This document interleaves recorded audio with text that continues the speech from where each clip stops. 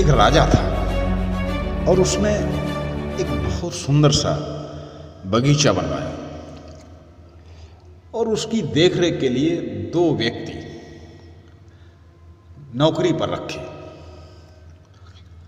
साथ ही वेतन के साथ साथ राजा ने कहा कि वर्ष के अंत में मैं देखूंगा कि जो व्यक्ति ज़्यादा अच्छा काम करेगा, मेहनत करेगा, उसको मैं पुरस्कार भी दूंगा।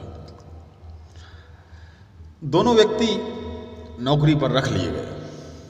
राजा जब भी उसे वक्त मिलता तो अपने बगीचे को देखने जाता और जैसे ही बगीचे में प्रवेश करता तो एक थोड़ा ज़्यादा होशियार और बात करने में कुशल राजा को घेर लेता, उसके आगे पीछे चलने लगता और राजा से बताता कि ये पौधा, इसमें ये फूल आएगा, इसमें ये फूल आने वाला है, ये इस तरह का पौधा है, इसमें बगीचे में अब ये काम होने वाला है। जब भी राजा जाता वो व्यक्ति इसी तरह राजा को अपनी बातों से लुभाता। राजा भी उसकी बातों को सुनकर मुस्कुरा देता।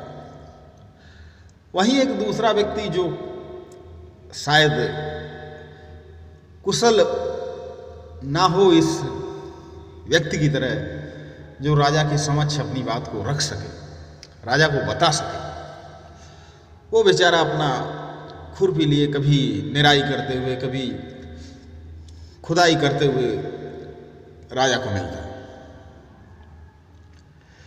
वर्ष के अंत में वेतन तो उन्हें हर महीने दिया ही गया दोनों व्यक्ति को। जब पुरस्कार की बारी आई तो जो व्यक्ति राजा के अधिक समीप था वो आश्वस्त था कि पुरस्कार तो मुझे ही मिलेगा, क्योंकि मैं सारी जानकारियां राजा को देता था, राजा मुझसे प्रसन्न भी था। राजा ने जैसे ही पुरस्कार की घोषणा की तो सभागार तालियों से गूंज उठा, लेकिन उस व्यक्ति की हवाइयां उड़ गई, वो सन्न रह गया। ये क्या? राजा ने उसका नाम ही नहीं लिया, पुरस्कार तो वो दूसरा व्यक्ति ले गया। खैर, राजा ने उस व्यक्ति को देखा और राजा स्थिति को भांप गया। उसने कहा, मैंने तुम लोगों को इस बगीचे की देख रेख के लिए नियुक्त किया था, लेकिन मैं देखता था कि मैं जब भी बगीचे में आता था तो मैंने कभी तुमको काम करते नहीं देखा,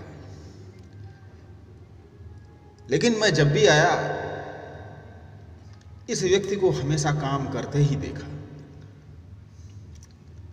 इसलिए पुरस्कार का सच्चा हकदार यही है। साथियों, इस कहानी से हमें ये सीख मिलती है कि हमें अपना कार्य, जो भी हमें कार्य दिया गया, पूरी ईमानदारी से करें और निश्चित ही हमें उसका फल मिलता है।